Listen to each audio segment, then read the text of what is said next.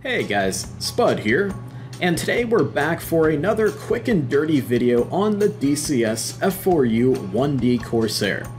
And today we're going to be tackling some various performance testing because you cannot go onto the ED forums or any of the various DCS Discord servers out there without invariably tripping over somebody who is complaining about how much the DCS F4U Corsair sucks and how they can't possibly get it to go faster than about 250 miles an hour.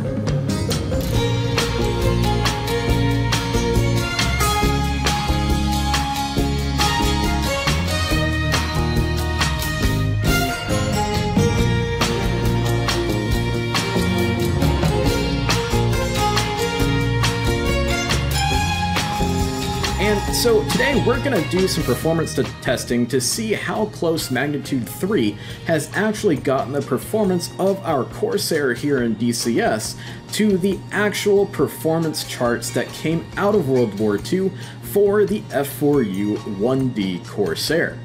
Now, there is a lot of misinterpreted information, mythology, and just general expectation bias out there when it comes to World War II aircraft performance.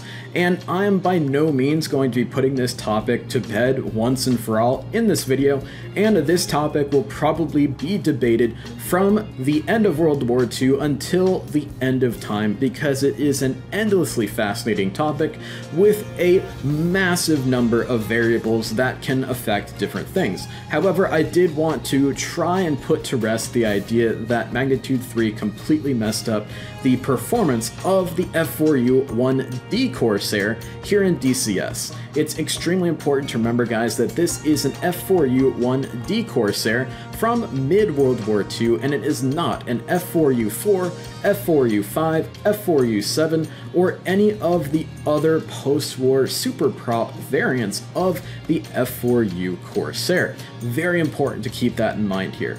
So we're going to be doing two different tests today. We're going to be doing a clean test to start off here.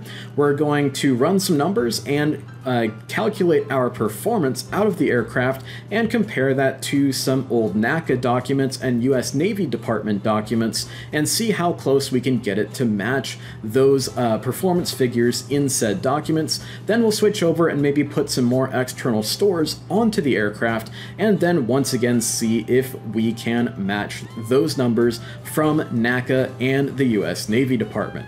So without further ado, let's jump into the cockpit here. And one thing off the bat here, keep in mind here, we are flying the clipped wing British Corsair for today, so we do not have the nice elliptical wings of the normal F4U Corsair, so we will have a little bit more induced drag as a result of that in our performance figures here today, and so that may kind of slightly degrade our performance, but it won't be to a place where it's going to totally throw off our numbers.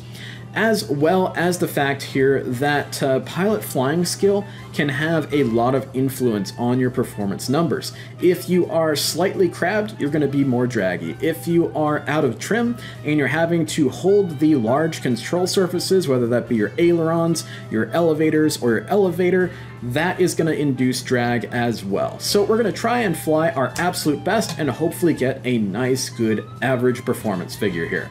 So for our first little bit of our test, we're just going to go for full military power. So that's going to be an RPM of 2,700, and at sea level with neutral blower, it's going to be a manifold pressure of 52.5. We'll do our best to hold 52.5. And of course, we're at sea level for today with a standard day, 15 degrees Celsius, altimeter setting 29902, and no wind. We're flying over the Suez Canal here so I can have a nice straight visual indicator to keep my airplane going nice and straight down our little test track here. So let's go ahead and unpause. And we're going to trim the aircraft out and set our engine parameters for the first part of our test today. We're going to ensure we're not climbing and not descending as well as we possibly can here. We're going to push up our throttle, looking for 2,700 RPM and 52 inches of manifold pressure. That looks to be about right. right about there or so. And we'll kind of just let the aircraft go and see if we can get her to settle out a little bit here. Looks like if I keep the gun sight just below the horizon, it's giving me a vertical speed readout of 0, and we're right at 2,000 feet above sea level, so that's going to be perfect. And our engine performance is exactly where we want it at this time. So at this point, we'll go ahead and close the cowl flaps and ensure we have everything else on the aircraft closed up, so that way we can have as little drag as possible on the aircraft as we're flying her here. Try and settle her back out again. Ball's nice and centered. VSI is at 0. Manifold pressure's looking good, maybe at just a hair on the low side, but so far looking good. And you can see here, just closing up those cowl flaps has made a big, big difference. And I'm not worried about my CHT temperatures or my oil temperature because we are going the speed of heat at the moment. And let's go ahead and pause her here and take a look at our speed. So based off of our gauge here, we're going about, I would say 280 knots or so. So let's go ahead and go to the F2 view and open up the controls indicator. And yep, so it looks like in DCS here, we're going 278 knots. So we can open up our calculator here to get to basically calibrate our altitude and transfer our indicated airspeed over to CAS, or calibrated airspeed. So let's take a look at that here. Our calculator.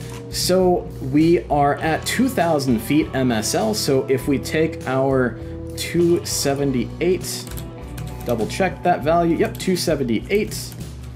And then we multiply that by 0.4. Nope. 0.4. 11.12. So if we take 278 plus 11, that's going to give us a figure of 290 knots for our calibrated airspeed as we're flying over the Suez Canal there. Now, we have to do one more calculation here because we can see on our Bureau of Aeronautics and NACA charts here, we have a readout here of miles per hour. And I think this is where a lot of the folks in the ED forums are going slightly wrong with saying, oh my gosh, the Corsair is just way too slow. I think they're forgetting to convert knots to miles an hour. Keep in mind that the Corsair is a Navy aircraft, so they use knots as their airspeed indicator, not miles per hour. So to convert knots to miles per hour, 1 mile per hour is 1.151 knots. So we will bring that over to our calculator. We'll take our new value, multiply that by 1.151, and that gives us a figure of 332 miles an hour, which if we look on the chart here, so power loading at Vmax at sea level, we've calculated for sea level, and then we can see at full military power, or full military loading, I should say, we are at an airspeed of 343 miles per hour,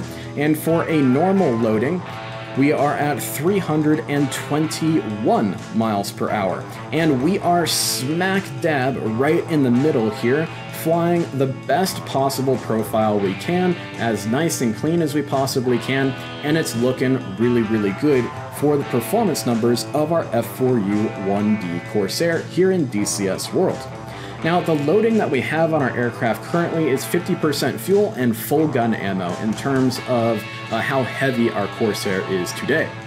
So now let's go ahead and see what we can get out of her when we go for War Emergency Power, or WEP. So with that, for War Emergency Power, again an RPM, full RPM of 2,700, and at sea level with no blower, that's going to be a manifold pressure of 57.5.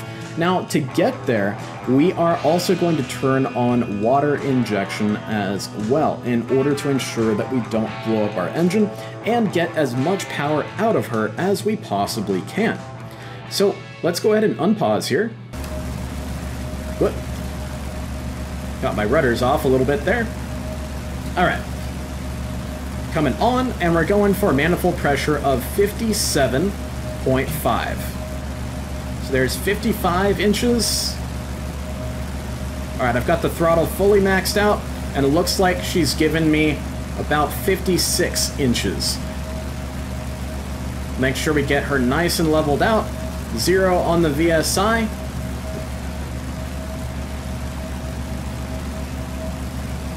We've climbed a little bit. We're just going to go for 0 on the VSI here and see what she gives us. I realize that we're slightly above 2,000 feet MSL at this point. We're about 2,200 feet. And we can see we are still accelerating. Our CHT temps and our oil temps are all good. Oil pressure is good. Fuel pressure is good. Everything is looking good here. Trying to keep that VSI at 0. Trying my absolute best. And why don't we go ahead and pause her here and see what we get. Okay, I realize that we've climbed up a little bit, but it's a negligible amount, about 200 feet or so. So what would that come out to? About an additional 0.02% of our speed is lost on indicated airspeed or so. So I'm not too worried about it. Okay, so if we look at our airspeed indicator here, I'm guessing we're at about 307-ish knots of indicated airspeed at 2,200 feet. So we'll just call for our calculations for converting IAS to CAS. We'll just say that that is going to be at 2,000 feet still, because it's such a small difference.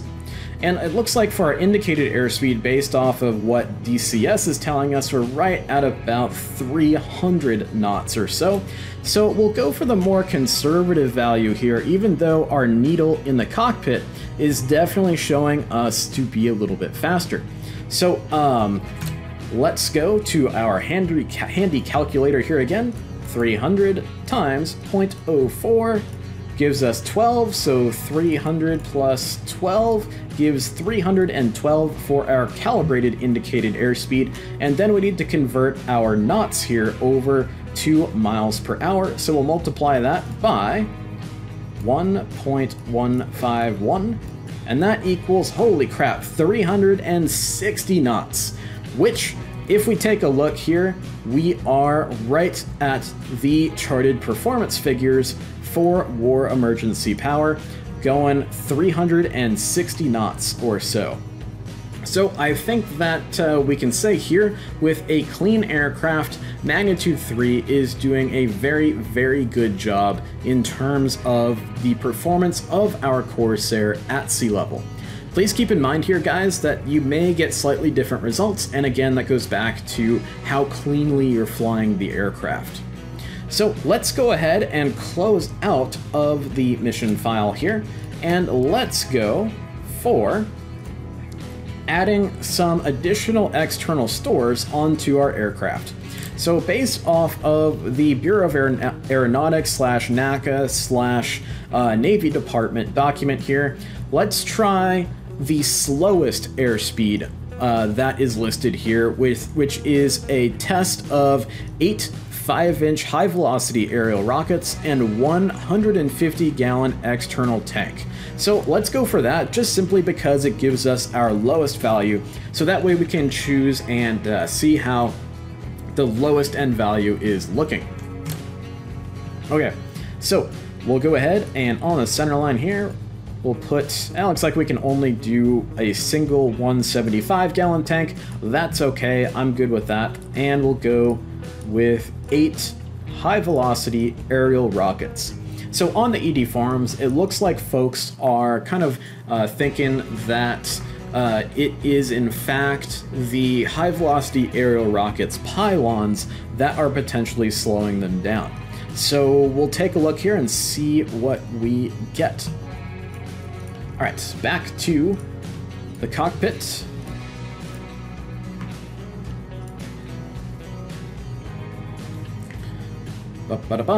Let's see how she does. So far, this is actually surprising me. I did not think that it would go this well. I actually don't think that there is much of an issue with the performance figures of our Corsair here.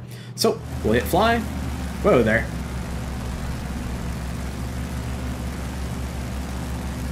Starting off at 2550 for our maximum continuous power setting. And we're going to try and climb her up to 2,000 feet AGL again. We'll bring up our chart for our power settings here.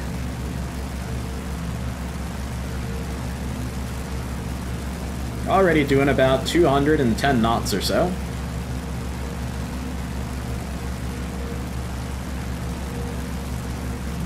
We'll get her nice and trimmed out. So that way we don't have to worry so much about trying to fly her nice and clean. Okay. We'll now push the RPM up to 2700 RPM, and we're gonna go for 52.5 inches of manifold pressure.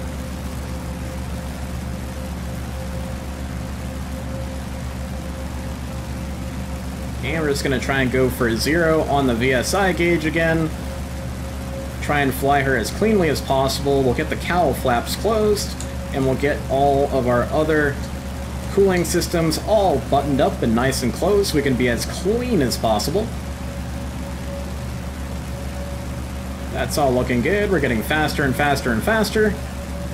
We're definitely over the 250 knot value there that people kept saying they got stuck at while flying with rockets. A little bit of nose down trim, just a hair of left wing down trim, trying to keep the ball nice and centered with my rudders here as well. Still holding the maximum military power. Go for a 0 on the VSI again. Looks like our airspeed is still slightly climbing.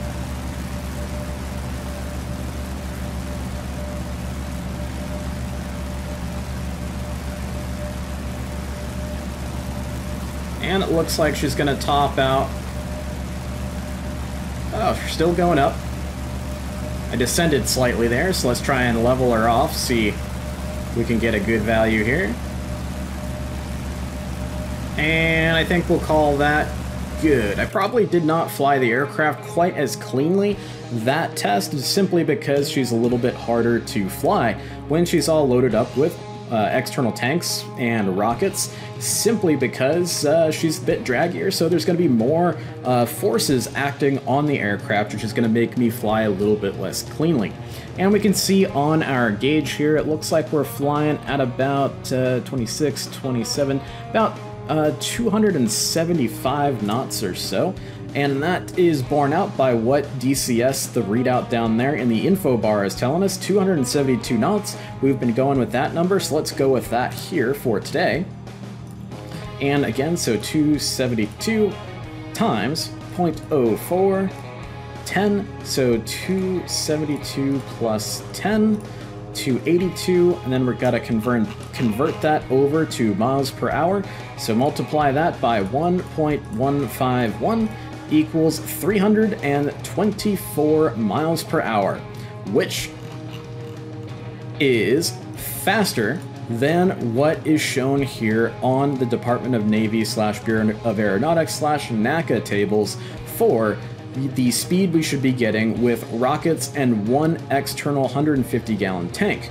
Now, the difference here might be in, if I had to guess, would be in the difference between the actual shape of the specific 150-gallon tank that we're using here on the aircraft, because in fact we're using a 175-gallon tank, but the internal volume's not the issue here, and the weight of the fuel is not the issue, it's the aerodynamics of the tank itself. the US Navy, the US Marine Corps, and what we've got here with a British Corsair used a number of different tank setups. Some were more aerodynamic, some were fatter and less aerodynamic, so it kind of is a bit of a wash here. But based off of what we got here, we are getting better performance than what the Bureau of Aeronautics and the US Navy thought they'd get with the same loadout here. So then let's go ahead and see what we can do in terms of going to war emergency power with this loadout and the speed we can get out of her. So war emergency power, again for review, at sea level is 2,700 RPM and a manifold pressure of 57.5. All right. We'll go for the water injection again so we don't blow up our engine and get maximum power out of it. And we're going full up on the throttle, and it looks like I can't actually get a full 57.5 at the altitude we're currently at. We'll go for 0 on the VSI again, as you can see here, with the pausing and unpausing and the upset that causes to the aircraft. We've climbed a little bit. And you'd think we'd be a little bit slower with this loadout, but it seems that we are actually doing pretty darn well in terms of performance. Performance is still climbing.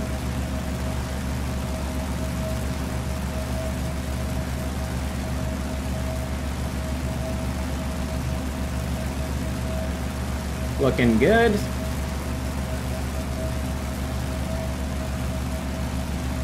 Alright, so it looks like she's topping out at, I would say, maybe 290 knots of indicated airspeed, and that is borne out here on the readout in the info bar from DCS World itself. And again, let's do our little calculation magic. Let's go 289 times 0.04 equals 11.5. We'll round that down to 11. 289 plus 11 equals 300 knots of calibrated airspeed, and then we need to multiply it by 1.51 times 151, and that gives us 345 knots. So looks like, guys, if anything, if we had to make any kind of a judgment based off of the performance of the DCS F4U Corsair, it would actually be on the other side of what everybody is saying. It seems to me like the Corsair in DCS World is actually more performant than its real-world counterpart, and if anything, needs to be slowed down, not sped up, which is very, very counter to everything you would see on any of the DCS Discords or the ED forums that are out there. So I hope you guys enjoyed the video, and I hope this was illuminating for you guys and kind of showed you that the performance of our Corsair is in fact pretty darn good, and if not too good, when loaded up with what should be the very slowest, very most draggy loadout that the Corsair can carry, a centerline drop tank and 8 high-velocity aerial rockets, which makes complete sense to me. Look at all those dirty surfaces on the rockets compared to if you were to just put a couple bombs on the aircraft. So thanks for watching, guys. Fly safe out there and enjoy this beautiful game. We'll see ya in the next one.